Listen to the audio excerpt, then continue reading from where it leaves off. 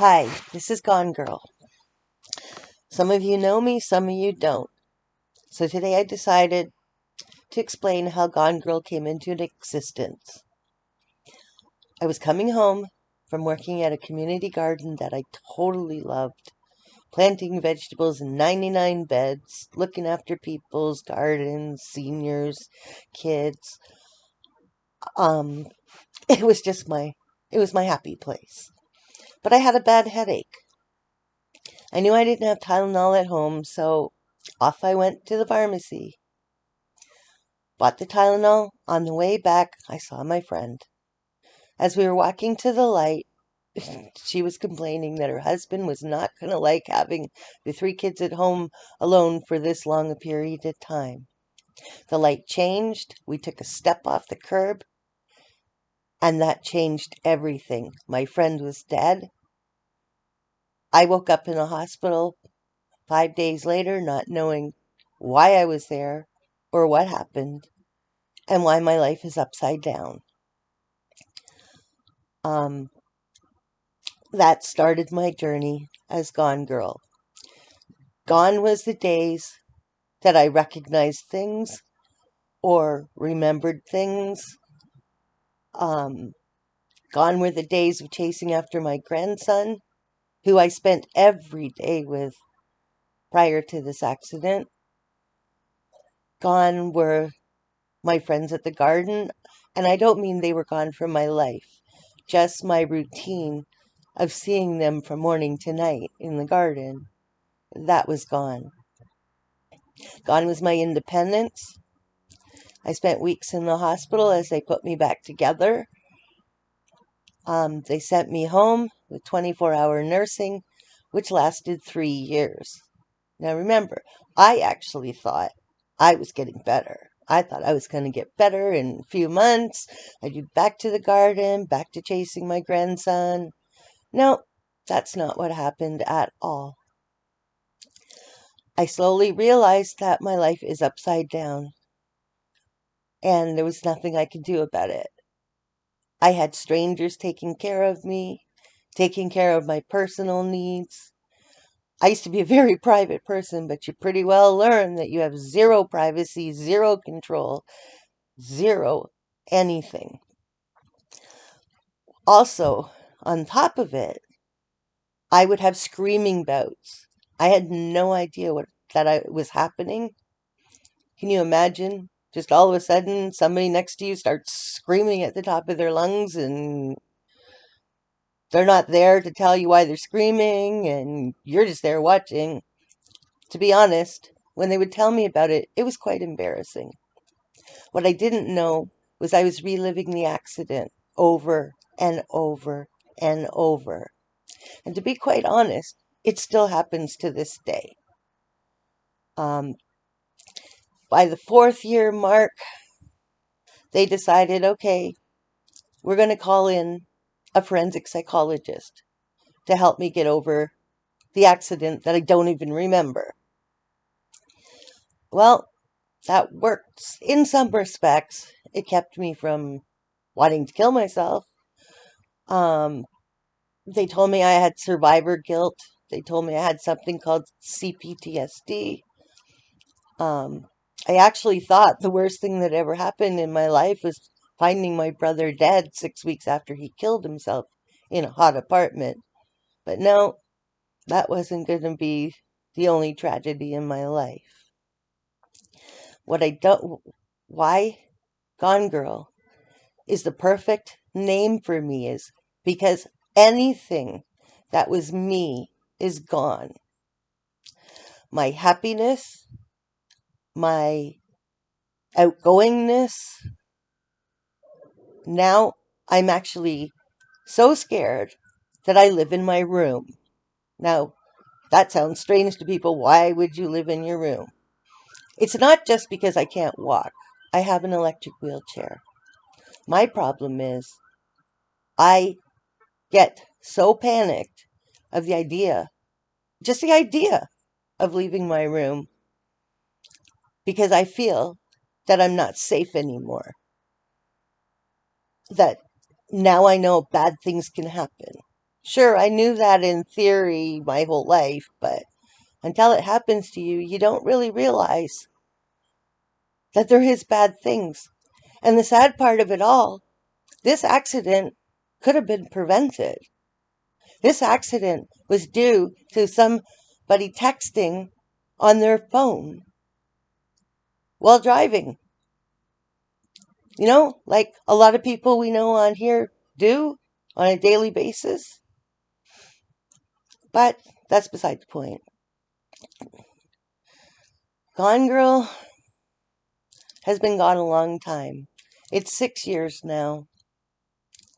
And there's been a few little improvements.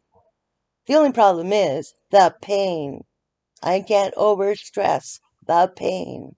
There is not 1 minute, not 1 hour of any day that I am not in incredible pain, especially in my head, which I hit as well in the accident. But I already had a metal plate in my head, so that kind of did it all sorts of funky things to my brain. Now I come across as not very smart when I actually went to college. But you'd never know that. I can't spell. It's taken me 6 years to read again because now the letters are upside down, inside out, and really, really hard to do. Um, I thought at this point, you know, my family and everybody would pull together and everything was going to be fine. That's not what happened. What happened is now they forget I exist. It's like, oh, we know mom lives in her room. We'll just go on life on their own. I had a new grandson. He just turned 2. I wasn't there when he was born like I was for Jacob. I actually didn't get to see him for the first month, and my daughter lives literally a block away. But because I'm not the babysitter anymore, everything has changed. I have no independence. The things I enjoyed are gone. And funny, someone told me, actually, it was my forensic psychologist. He said, why don't you take to social media? That'll give you something to do, something to focus on, something positive. So that's how I came to social media, YouTube in particular. The only problem is I'm not like everybody else. I don't think the same. I don't react the same. And I find that people don't understand the fact that the only thing I can do is try to make a difference in people's lives. And I did try to do that. The problem is that blew up in my face too. But that's okay.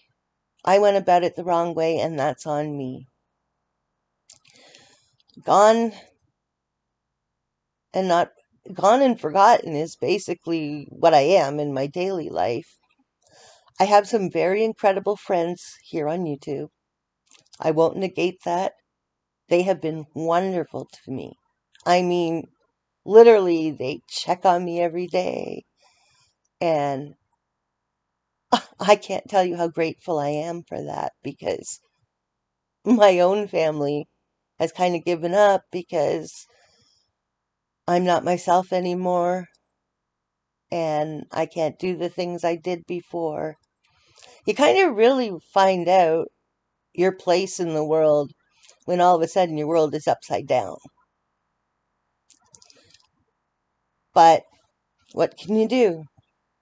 And then I find out that the laws in Canada are different than in the States. We don't have a pain and suffering law.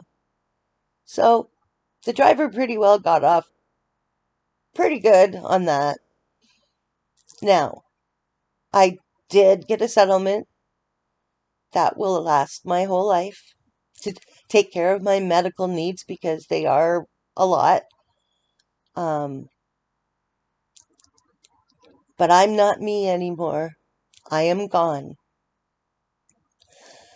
And once I had to figure that one out, that literally this is it, This truly is all there is. I had to make a decision. I made a decision to apply for assisted suicide. We have that in Canada.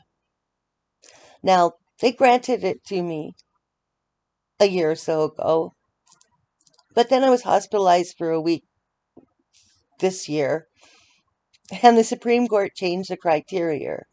But that's okay, because what happened was, due to complications, I ended up requalifying for it. Now, I've had that ace in my back pocket for a long time now. The problem is, there's a little teeny tiny part of me that wants to stay. I have great friends on here. I have a few good friends in real life. The problem is, this is it. This is all there is. I have nothing. Literally nothing but the four walls of my bedroom and my computer. And the funny part is, it's not by choice. It's the choice of the driver that decided to text while going through two red lights and turning to kill one lady and destroying my life. Gone Girl is the only person that exists now. Mary, who I really am, is gone. She's been gone for over 6 years now. Now, because of some issues on YouTube, and someone rightfully called me out about why I haven't left yet, I'll tell you why I didn't leave yet. There was a few people that needed me. Online, believe it or not in my real life, but online, there were people who needed me. And I couldn't leave them where they were at the different times. I know that sounds stupid, but as much as I want to be gone, I needed to make sure certain people were okay. But having said that, I'm realizing that YouTube was just a crutch. It's not real. It's an outlet, as my forensic psychologist said, to kind of pass time, whatever. I have met wonderful people, don't get me wrong. I have met some phenomenal people, and I've met some pretty shitty people too. But the problem is, I tried to help. And then I find out that that wasn't the right thing to do. If you can make that make sense, let me know in the comments, because that makes no sense to me whatsoever. I never asked for a thing. Nothing.